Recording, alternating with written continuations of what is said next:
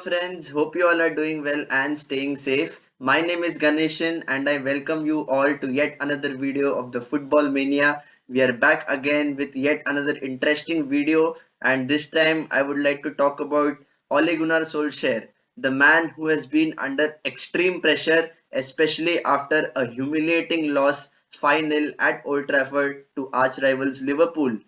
All the fans all over the world, all the Red Devils expected Manchester United to sack Ole Gunnar Solskjaer immediately. Nobody in their wildest imagination would have believed if the United board had kept Ole Gunnar Solskjaer after such an embarrassing result.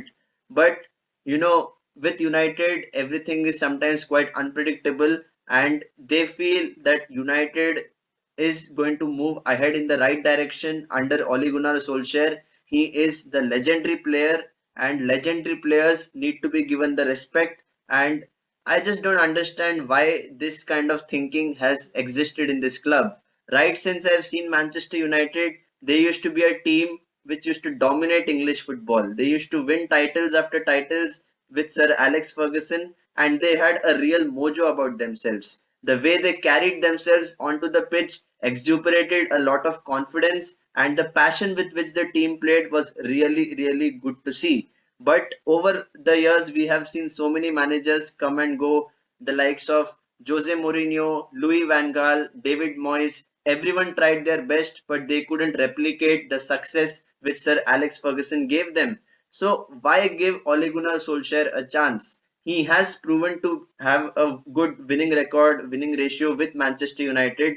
I think he has won around 55 games and has lost just 29 games. And it goes to show that he has a certain, playing style and methodology which he is trying to inculcate within this club. And a positive vibe is what everyone gets, all the players get when they are interacting with Oli. And I must say that there is a small section of players who are still not so sure about the way Solskjaer is going to handle this club.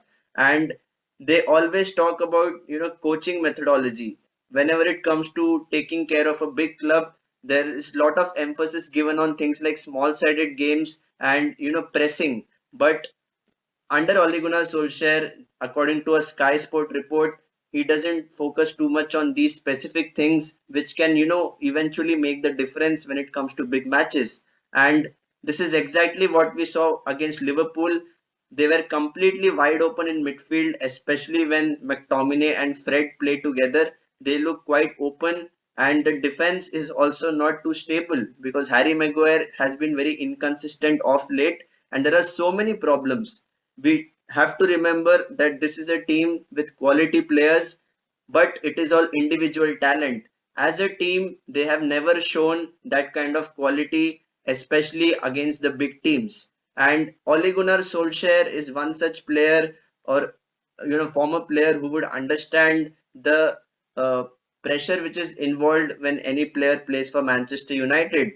And it was absolutely shocking when I heard in Sky Sports that Gary Neville and Phil Neville are backing Ole Gunnar Solskjaer.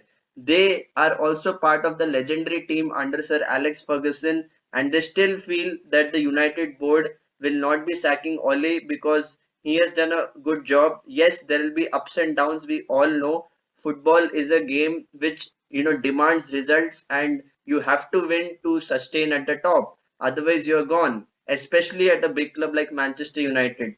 And I think everything starts with the owners. They don't have the focus and the vision to take this club forward, and they never communicate with the fans. That's yet another big issue which I would like to highlight, because everything is ultimately put down to the manager, and the manager calls the shots in such occasions. But the big picture, if we look at Manchester United, it has always been about the Glazers and how they have mismanaged this club.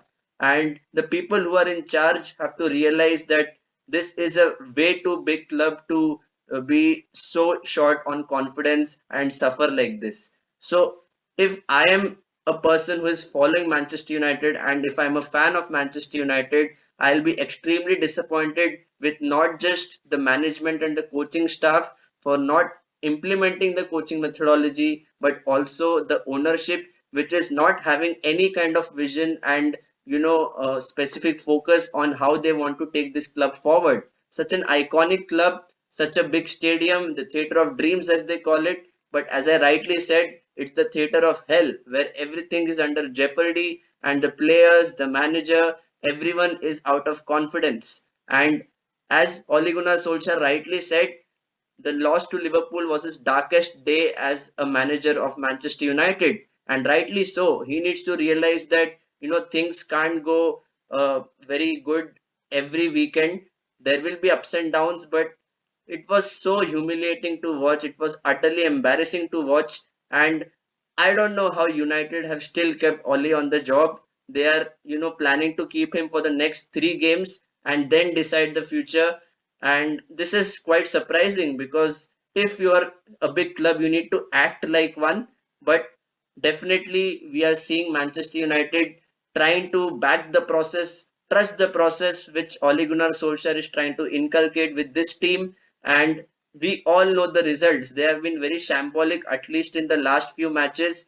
They have only taken 1 point of the 12 available points in the last 4 Premier League matches, and they have been leaking a lot of goals. So everything is in a shambles in this club, right from the management to the players low on confidence and the coach who is not able to live up to the expectations. So guys, please let me know, what do you think about Ole's future? Will he still survive after the 3 games, or will he be able to turn these results around and put United back on track to compete for the top 4? Please let me know in the comment section, and for regular updates from the world of football, please do not forget to subscribe to my YouTube channel. So until next time, stay safe and take care.